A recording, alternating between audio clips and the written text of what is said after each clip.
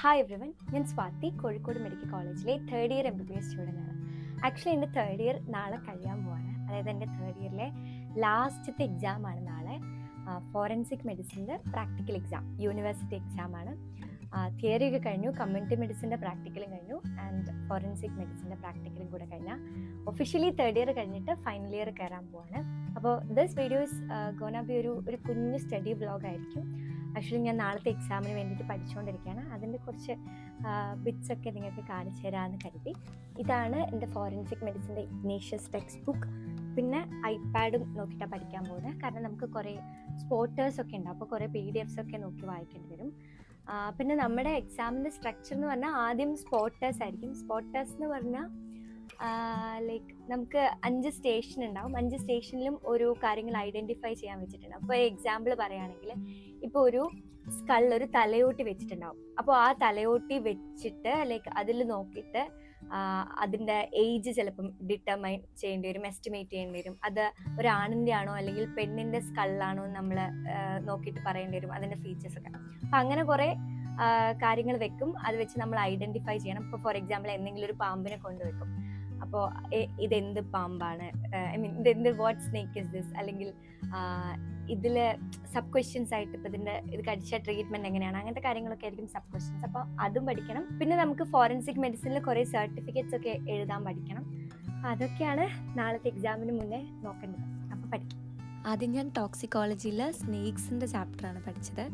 അപ്പോൾ ഒരു സ്നേക്കിനെ നമുക്ക് ഐഡൻറ്റിഫൈ ചെയ്യാൻ അറിയണം. അപ്പോൾ അതിൻ്റെ ഫോട്ടോസ് വെച്ചിട്ട് പിന്നെ അതിൽ നിന്ന് ചോദിക്കാൻ സാധ്യതയുള്ള തിയറി ക്വസ്റ്റ്യൻസ് കാര്യങ്ങളൊക്കെ നോക്കി. അപ്പോൾ ഒരാൾക്ക് പാമ്പ് കടി ഏറ്റാൽ ചെയ്യേണ്ട ഫസ്റ്റ് എയ്ഡ് മെഷേഴ്സ് എന്തൊക്കെയാണെന്ന് പറഞ്ഞുതരാം. ചിലപ്പം ഏതെങ്കിലുമൊക്കെ സാഹചര്യത്തിൽ നിങ്ങളെ അത് ഹെൽപ്പ് ചെയ്തേക്കാം. ആദ്യം നമ്മൾ പേഷ്യൻറ്റിനെ റീഅഷ്യൂർ ചെയ്യണം, കുഴപ്പമൊന്നുമില്ല എന്നൊക്കെ ഒന്ന് പറഞ്ഞ് സെറ്റാക്കി വെക്കണം. രണ്ടാമത്തേത് ഇമ്മൊബിലൈസേഷനാണ്. ഇമ്മൊബിലൈസേഷൻ വിത്ത് ഒരു സ്ലിങ് എങ്ങനെ യൂസ് ചെയ്തിട്ട് ഇമ്മൊബിലൈസ് ചെയ്യുക. പിന്നെ ഒരിക്കലും ആളുടെ ലിംബ് എലവേറ്റ് ചെയ്യാൻ പാടില്ല. ഈ ഹാർട്ടിൻ്റെ ലെവലിന് മുകളിലോട്ട് പോകാനേ പാടില്ല. കാരണം നമ്മൾ എലവേറ്റ് ഒന്നും ചെയ്യാമെന്ന് വെക്കുകയാണെങ്കിൽ ഗ്രാവിറ്റിയുടെ എഫക്റ്റ് കാരണം ആ ഒരു സ്നേക്കിൻ്റെ വീനമിന് ബ്ലഡ് സർക്കുലേഷൻ്റെ മുകളിലോട്ട് അധികം അങ്ങനെ പോകാൻ പറ്റില്ല. പിന്നെ let the wound ooze out, wound ഇങ്ങനെ ഊസ് ഔട്ട് ചെയ്ത് പോയിക്കോട്ടെ. പിന്നെ നമുക്ക് ചെയ്യാൻ പറ്റുന്ന ഒരു കാര്യമാണ് പ്രഷർ ഇമ്മൊബിലൈസേഷൻ ടെക്നിക്ക്. അതായത് എന്തെങ്കിലും ഒരു ബാൻഡേജ് കുറച്ച് ലൂസായിട്ട്, അതായത് ഒരു 1 ഫിംഗർ അതിൻ്റെ ഉള്ളിൽ കൂടെ പോകാൻ പറ്റുന്ന അത്ര ലൂസായിട്ട് ആ ഒരു ഏരിയയുടെ ഓവറിലായിട്ട് അപ്ലൈ ചെയ്യാം. അപ്പോൾ ലിംഫാറ്റിക് സർക്കുലേഷൻ നമുക്ക് ഒപ്രൂവ് ചെയ്യാൻ പറ്റും. ഇനി ഏറ്റവും കൂടുതൽ ശ്രദ്ധിക്കേണ്ടത് കുറച്ച് ഡുനോട്ട്സ് ആണ്. പാമ്പ് കടിക്കുമ്പോൾ നമ്മൾ ഒരിക്കലും ചെയ്യാൻ പാടില്ലാത്ത കാര്യമാണ്. ഒരിക്കലും നമ്മൾ ആ വൂണ്ടിനെ ഇൻസൈസ് ചെയ്യാൻ പാടില്ല. അതിൽ നിന്ന് വരുന്ന ബ്ലഡിനെ നമ്മൾ ഒരിക്കലും സക്ക് ഔട്ട് ചെയ്യാൻ പാടില്ല. അതുപോലെ തന്നെ വാഷ് ചെയ്യാൻ പാടില്ല. ഐസ്, ആൽക്കഹോൾ ഇങ്ങനത്തെ കാര്യങ്ങളൊന്നും അപ്ലൈ ചെയ്യാൻ പാടില്ല. അപ്പോൾ ഇതൊക്കെ നിങ്ങൾ എപ്പോഴും മനസ്സിൽ വെക്കുക. മേ ബി എനിക്ക് തോന്നുന്നു ഞാനൊക്കെ ചെറുപ്പത്തിൽ ഇങ്ങനെ എപ്പോഴും കേട്ടതുപോലെ ലൈക്ക് നമ്മൾ പാമ്പ് കടിച്ചിട്ടുണ്ടെങ്കിൽ ആ ഒരു ബ്ലഡ് വേറൊരാളത് സക്കൗട്ട് ചെയ്തിട്ട് എടുക്കുന്നൊക്കെ. അതൊക്കെ അങ്ങനെയൊന്നും ചെയ്യാൻ പാടില്ല എന്ന് എനിക്ക് ഫേമായിട്ട് അങ്ങനെ ചെയ്യാൻ പാടില്ല എന്ന് മനസ്സിലായത്. അപ്പം ഇൻ കേസ് നിങ്ങളുടെ ആരുടെങ്കിലും മൈൻഡിൽ അങ്ങനെ എന്തെങ്കിലും തോട്ട് ഉണ്ടെങ്കിൽ ഇതാണ് actual first aid for a snake bite എന്ന് മനസ്സിലാക്കാം. ആക്ച്വലി ഇതെൻ്റെ തേർഡ് ഇയറിലെ ഏറ്റവും ലാസ്റ്റ് എക്സാമാണ്. തിയറി കഴിഞ്ഞു, പ്രാക്ടിക്കൽ കമ്മ്യൂണിറ്റി മെഡിസിനും കഴിഞ്ഞു. ഇതിപ്പോൾ നാളെ ഫോറൻസിക് മെഡിസിനും കൂടെ കഴിഞ്ഞാൽ തേർഡ് ഇയർ കഴിയും. അപ്പോൾ ലാസ്റ്റ് എക്സാം ആയതുകൊണ്ട് സത്യം പറയുകയാണെങ്കിൽ എനിക്ക് നല്ല മടിയായിരുന്നു. കുറച്ച് പഠിക്കും, പിന്നെ എനിക്ക് മൈൻഡിലൊന്നും കയറാണ്ട് തോന്നുമ്പോൾ ഞാൻ വീണ്ടും കിടക്കും, ഉറങ്ങിപ്പോവും, വീണ്ടും പഠിക്കും. ഇങ്ങനൊരു സൈക്കിൾ പോലെയാണ് സത്യം പറയുകയാണെങ്കിൽ ഞാൻ പഠിച്ചത്. പക്ഷേ സിലബസ് കുറച്ചുകൂടെ ലൈറ്റർ ആയതുകൊണ്ട് രാത്രി ആകുമ്പോഴേക്ക് ടോപ്പിക്സ് ഒക്കെ തീർക്കാൻ പറ്റി. കുഴപ്പമില്ലാണ്ടെല്ലാം കവർ ചെയ്തു. പിറ്റേന്ന് രാവിലെ 8:30 റിപ്പോർട്ടിംഗ് ടൈം. നമ്മൾ നമ്മുടെ യൂണിവേഴ്സിറ്റി രജിസ്ട്രേഷൻ നമ്പർ ചാർട്ടിൽ എഴുതിയിട്ട് നമ്മുടെ വൈറ്റ് കോട്ടിൽ ഇങ്ങനെ പിൻ ചെയ്ത് വെക്കണം. വൈവയ്ക്കൊക്കെ പോകുന്ന സമയത്ത് പെട്ടെന്ന് നമ്മുടെ റോൾ നമ്പർ മനസ്സിലാവാൻ വേണ്ടിയിട്ടാണ്. ആക്ച്വലി എനിക്ക് കുറച്ച് പേടിയൊക്കെ ഉണ്ടായിരുന്നു. എനിവേസ് കുഴപ്പമില്ലാണ്ട് എക്സാം എഴുതാൻ പറ്റി. എക്സാം 2 സെഷനായിട്ടാണ് നടക്കുക. ആദ്യം സ്പോട്ടേഴ്സും ഞാൻ നേരത്തെ പറഞ്ഞ പോലെ സർട്ടിഫിക്കറ്റ്സൊക്കെ എഴുതുന്ന ഒരു സെഷൻ, രണ്ടാമത്തേത് വൈവ ആയിരിക്കും. അപ്പോൾ ആദ്യത്തെ സെഷൻ കഴിഞ്ഞ് നമ്മളൊക്കെ വൈവയ്ക്ക് പ്രിപ്പയർ ചെയ്യുന്നതാണ് കാണുന്നത്.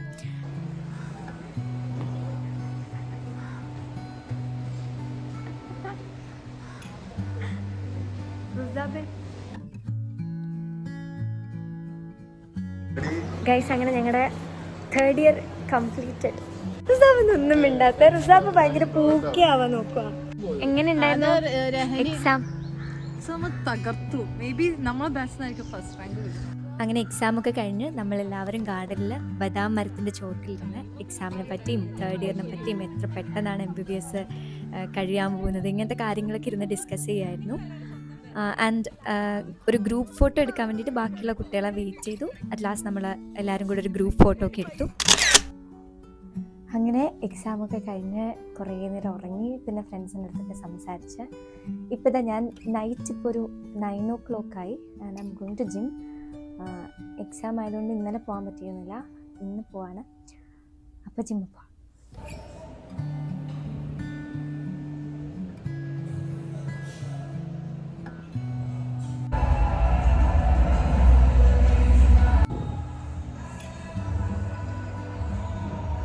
ഇപ്പോൾ ജിമ്മിൽ പോയി വന്നു, ഒന്ന് ഫ്രഷായി.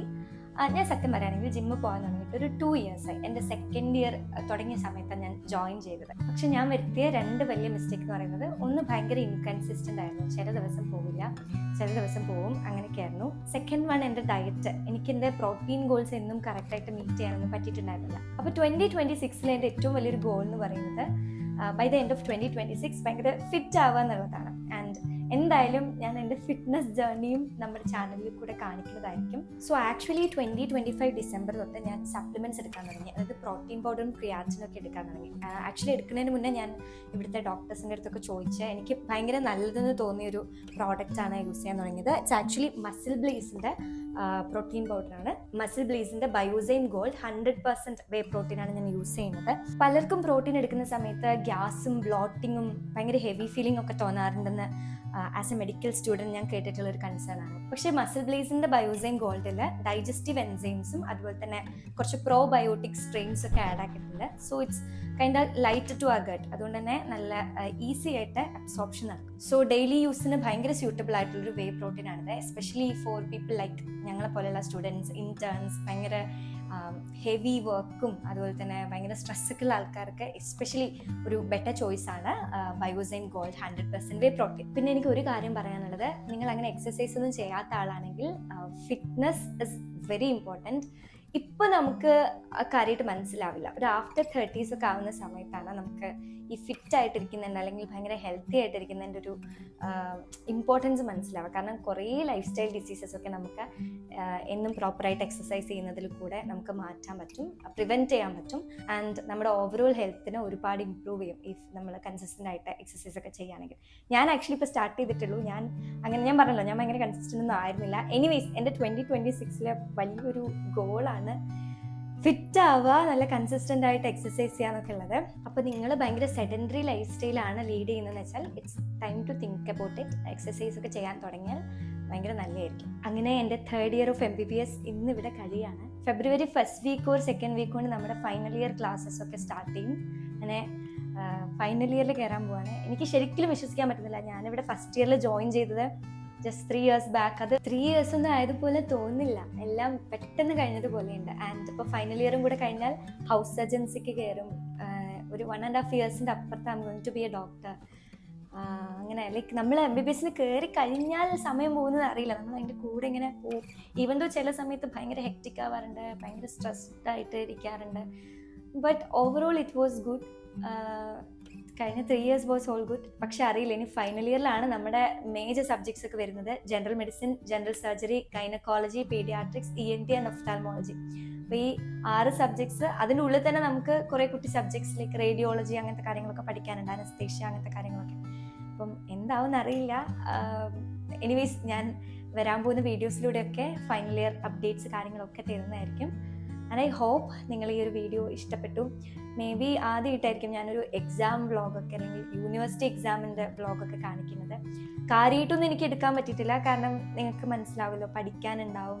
എക്സാമിൻ്റെ ഇടയ്ക്ക് എന്തെങ്കിലുമൊക്കെ ടൈം കിട്ടുമ്പോൾ എടുത്ത ചെറിയ ചെറിയ ക്ലിപ്സൊക്കെയാണ് യൂസ് ചെയ്തിട്ടൊരു വ്ളോഗ് ആക്കിയിട്ടുള്ളത്.